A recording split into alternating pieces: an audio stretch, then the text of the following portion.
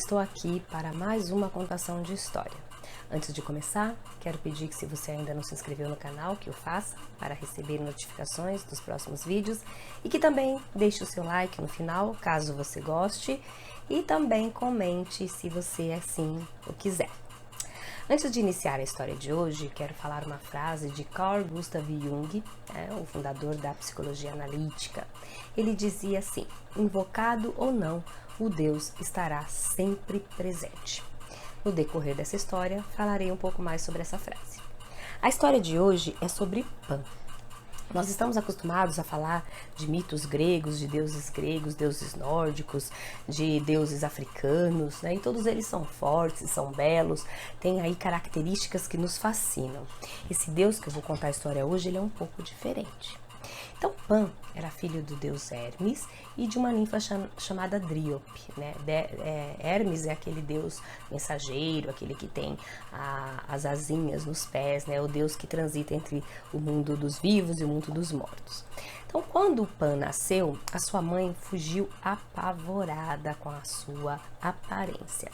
Então, Pan nasceu com chifres, com barba, cauda e patas de bode. Ele era muito feio e causava aí repugnância nas pessoas que o viam. O seu pai, então, Hermes, o levou para o Olimpo, mas não para que ele fosse habitar lá, né, na casa dos deuses, mas para que ele entretesse os deuses. Pan, ele era excelente músico e também tinha dom da profecia. Os outros deuses o desprezavam pela sua aparência horrorosa, mas se aproveitavam das habilidades dele, né? Pan fazia alguns trabalhos para os outros deuses, ele era ótimo músico e ele também tinha esse dom da profecia. Ele passou então a habitar nos bosques, nas cavernas, nas grutas. E se a gente for comparar com a mitologia brasileira, por exemplo, podemos falar que ele representa aí a caipora, né? Aquela entidade que defende as matas e que tem uma aparência bem singular também. Pan era conhecido por ser indomado, amoral, ou seja, fazia tudo que lhe desse na telha, sem se importar com nenhum conceito de moralidade, e era um indivíduo fértil e fálico por natureza. Então ele era chegado aí em orgias sexuais, os seus instintos sexuais eram utilizados de formas aí depravada, e enquanto a sua própria imagem também já trazia algumas características que eram aí desprezadas pelo povo da época. Porque o bode, né, o bode representava o quê? Sujeira, depravação. E o bode ele era utilizado nos sacrifícios para purificar aquelas pessoas que estavam ali realizando os sacrifícios. Daí também vem o termo de bode expiatório, porque era pego aquele bode e sobre ele era colocado todos os erros, por assim dizer, da pessoa que estava fazendo o sacrifício aí em homenagem a algum deus, para aplacar a ira de algum deus. Na realidade, nós podemos fazer essa associação com bode expiatório, com aquelas pessoas que são acusadas de tudo, que acabam levando a culpa de tudo, da família, ou seja, do local onde trabalham, estudam, e que nessa pessoa é colocado muitas vezes o erro dos outros.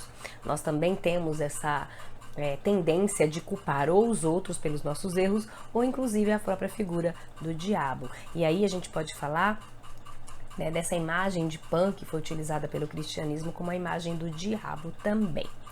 O que Pan simboliza na psique humana? Simboliza a natureza primitiva do homem, a sujeição do homem a esses instintos, porque Pan se rendia a todos os seus instintos ali animais, né, instintos selvagens.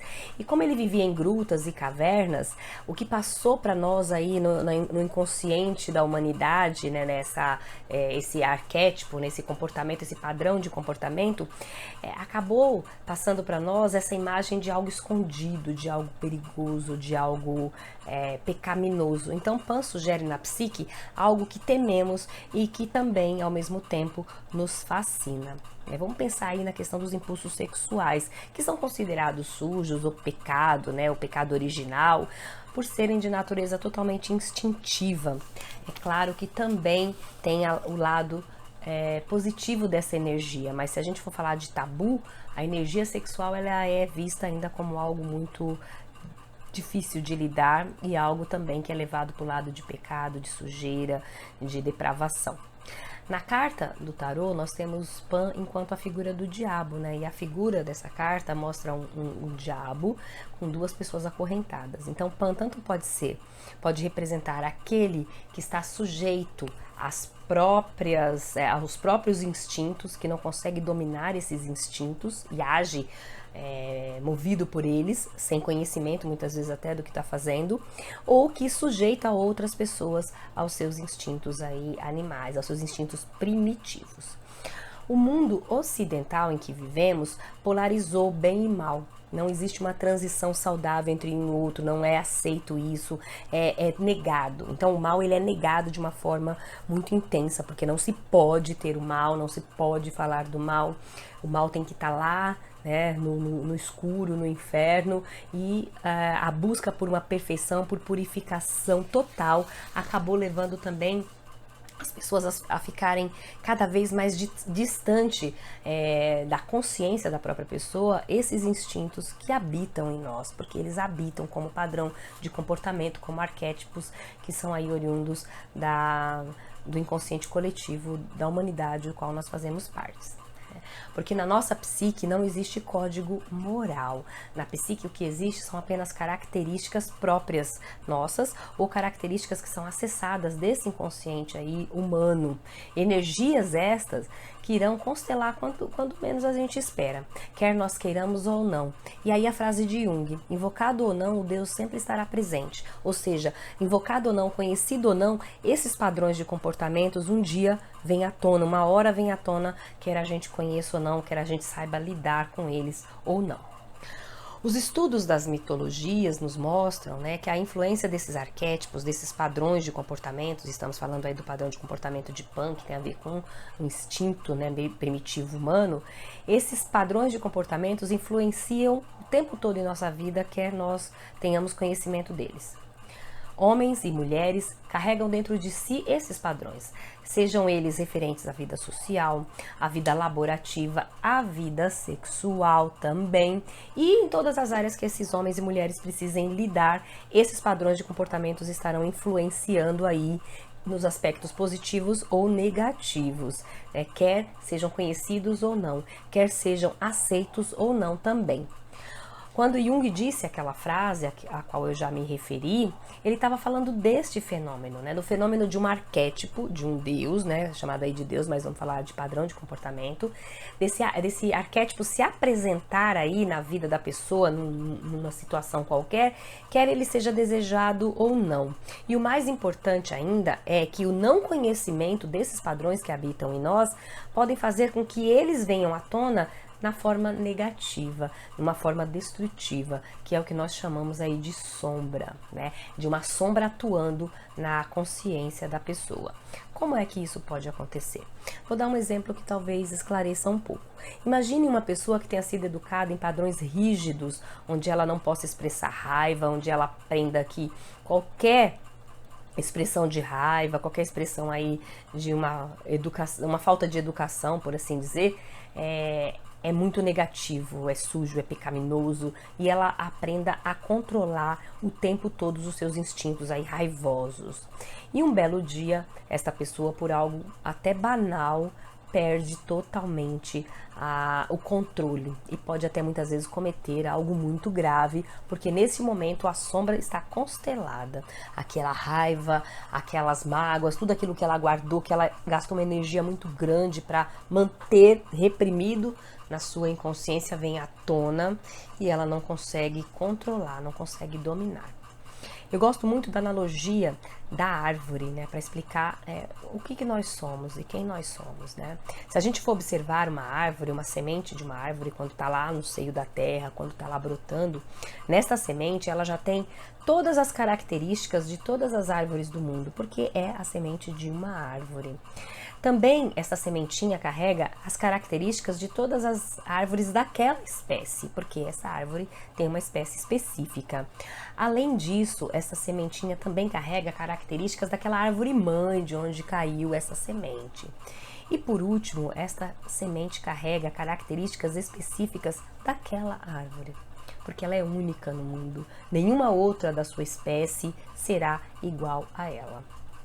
Nós também somos assim, né? Nós temos dentro de nós um universo, carregamos padrões de comportamentos inerentes a toda a humanidade, porque somos humanos. Carregamos também padrões de comportamentos inerentes à nossa nação específica, né? Porque ela é singular também. E carregamos também ainda padrões de comportamentos referentes à nossa família, né? À nossa ancestralidade pessoal. E, por último, carregamos também padrões que são nossos, características que são únicas nossas, de ver e de sentir o mundo. Mas aí, conforme vamos crescendo, nós vamos sendo educados, moldados, transformados, nós vamos também nos moldando, nos transformando, nos reeducando, e aí muitas vezes características nossas são banidas para nossa inconsciência, porque não são aceitas, ou porque é feio, ou porque não condiz com aquela família, com aquela época em que estamos vivendo, e aí muitas vezes não desenvolvemos por motivos variados características que são nossas, mas tudo que é nosso permanece conosco e pode vir à tona um belo dia, mesmo que nós não conheçamos, mesmo que nós não saibamos que existe essa característica, ou mesmo que nós não aceitemos, que nós odiemos aquilo em nós. E aí é o que Jung disse: invocado ou não, o Deus está sempre presente. A isso chamamos, é claro, como já disse, de sombra. Pan, então, representa esse padrão de comportamento humano que não é aceito. Não é aceito por quê? Porque é feio, é considerado pecaminoso, ou é fraco, é odiado, né? E aí a gente pode estar falando de conceitos morais, falsos ou não, né? E aí depende de cada um esse conceito moral. E também sentimentos, desejos e vulnerabilidades que são consideradas aí não de acordo com os padrões aceitos pela sociedade na qual vivemos. Então tudo aquilo que não é aceito, que é considerado estranho, errado, feio, sujo, pecaminoso, é representado por esse padrão aí de comportamento, por esse arquétipo que tem Pan como Deus aí que o representa. São então conteúdos reprimidos em nós, conteúdos discriminados, recriminados e que foram considerados aí inadequados ao mundo que cultua a perfeição, que cultua super-heróis, que cultua indivíduos perfeitos e bons. Temos que ser bons, temos que ser alegres, temos que ser bonitos. Então tudo no lado sempre positivo que é exigido da sociedade para nós. A palavra pânico deriva do nome desse mito, porque, como eu disse, ele se divertia pregando peça nas pessoas. Então Pan se escondia nos bosques, nas cavernas, e ele se divertia pregando peças, assustando viajantes, fazendo coisas terríveis com as pessoas, deixando as pessoas apavoradas. Ele também se divertia em orgias sexuais, então os desvios da sexualidade, essa questão de abusos sexuais tem muito a ver com Pan também. Ele carrega aí, essa palavra carrega todo o significado desse medo sem fundamento que a síndrome do pânico, por exemplo, tem. Esse medo que não tem aí um porquê exato, mas que paralisa, paralisa ou desespera de tal forma que essa pessoa não consegue se libertar daquilo. Pan personifica o medo que temos daquilo que não aceitamos em nós ou daquilo que é doloroso demais para que a gente lembre, para que a gente deixe vir à tona. São então bloqueios e inibições que ele acaba personificando através de sintomas do corpo, ou sintomas da mente ou em ambos. Muitas e muitas vezes, para esconder de si mesmo esses aspectos que não são aceitos pela sociedade, que não são aceitos pela própria pessoa, que são vergonhosos ou que a pessoa não gosta em si, projetamos, essa pessoa projeta essa sombra nos outros, ou em objetos. Ou seja, projetamos nos outros os nossos aspectos mais odiados, mais reprimidos, mais escondidos, mais considerados sujos, o que leva a preconceitos, o que leva à inveja ou até mesmo a perseguições terríveis que nós vemos por aí de indivíduos que são considerados maus, que são considerados sujos, que são considerados pecadores e são perseguidos muitas vezes por serem diferentes ou por viverem em suas vidas aquilo que as pessoas que os perseguem não aceitam de forma alguma que tem dentro de si também. Outras vezes, esses sintomas vêm através de doenças, vêm através de doenças porque a sombra emerge sem controle e causa muito, muito sofrimento, como é o caso das ansiedades, da depressão e da própria crise de pânico, sim, da síndrome do pânico. Em todos os casos, há bloqueios que precisam ser derrubados, há vivências ou crenças, medos ou necessidades que precisam ser conhecidas, né, para poder ser curadas. Há, em todos os casos, feridas para serem curadas. James Hollis, no livro Rastreando os Deuses, diz assim: a sombra representa aquilo que está excluído do campo da consciência, porque por ser ameaçador, por ser doloroso ou então desestabilizador. Pode ser experimentada no nível individual ou coletivo. Muitas vezes a sombra foi excluída do pensamento ocidental e sabemos psicologicamente que tudo aquilo que passa por esta cisão volta a insinuar-se na forma de irrupções de comportamentos ou de projeções em outras pessoas ou objetos. Crises de pânico têm sempre medos por trás, né? A ansiedade que isso gera leva a outras e outras crises, né? Tem uma crise, depois tem outras por medo de ter aquela crise. E os motivos são os mais variados possíveis. Mas o mais importante nesse caso é buscar conhecer o que os sintomas estão tentando dizer. Qual é a porta que esses sintomas querem abrir? O que eles estão tentando mostrar? O medo é geralmente associado a uma vulnerabilidade, seja ela física, sentimental ou moral. O medo que está por trás ali geralmente vem através de autocobranças, de rigidez de postura ou de conceitos elevadíssimos de conduta moral. E tudo isso é mantido à custa de muito autocontrole. Gasta muita energia para isso. E uma hora, tudo que está reprimido vem à tona através de sintomas, para que esse indivíduo possa reavaliar a si mesmo. A invasão dos deuses, a invasão da sombra na consciência humana. Conhecer então a própria sombra é muito importante para manter equilíbrio psíquico, e isso não significa que vamos desvendar todos os nossos mistérios, claro que não, mas ao menos conhecer aquilo que está se apresentando, porque já está se apresentando, então precisa ser conhecido, né? Seja um incômodo, seja uma rigidez de postura, autocobrança exagerada, dificuldade nos relacionamentos, ou seja uma doença propriamente dita, né?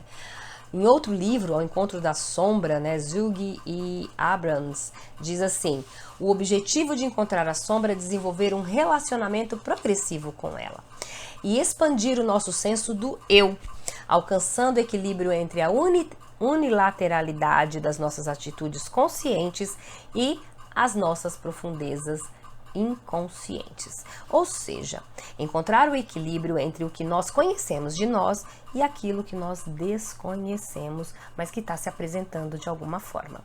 É preciso, antes de mais nada, é claro, estar aberto para se conhecer, porque não é fácil a gente se olhar de frente, se encarar, né? Olhar dentro dos olhos no espelho e observar aquilo que está sendo mostrado através dos sintomas de uma doença.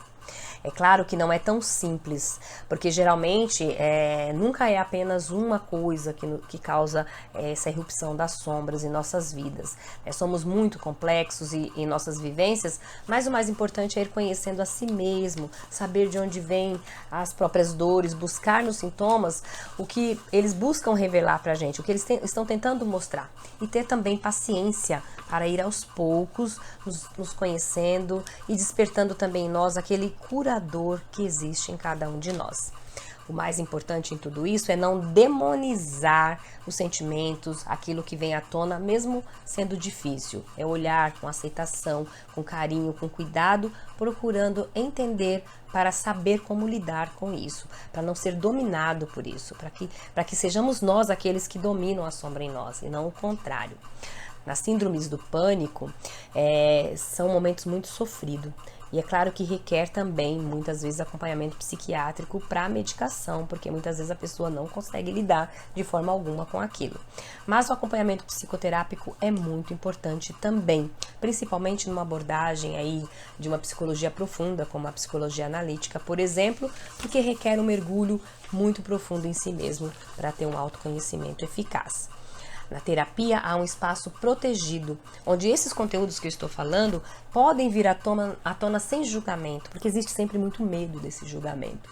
Podem vir à tona sem crítica e principalmente com acolhimento, porque há necessidade desse confronto com tudo aquilo que essa personalidade muitas vezes considera sombrio, considera vergonhoso ou inferior, ou muitas vezes não tem a menor ideia do que se trata. Existe um poder criativo por trás dos sintomas. A psique acaba utilizando esses sintomas para curar, para mostrar aquilo que precisa ser curado. E isso é um poder criativo, sim, se apresentando também. A partir do olhar do analista e do analisando para esse quadro que está se apresentando, muita coisa vai sendo ressignificada, vai sendo desvendada, vai sendo reconfigurada na vida da pessoa. É mais ou menos como estar no escuro de uma caverna sozinho e de repente encontrar alguém com uma lanterna, com um mapa aí já meio que desenhado e juntos começarem a procurar a saída. Pode até demorar um pouco, mas as possibilidades são muito maiores porque uma rota já começou a ser traçada. É sempre muito importante buscar se conhecer.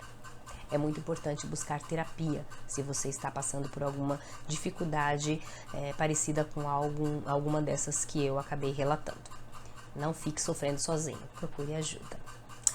Se você gostou, deixe o seu like, deixe os seus comentários caso queira e aguarde até o próximo vídeo do canal. Muito obrigada por sua atenção. Tchau!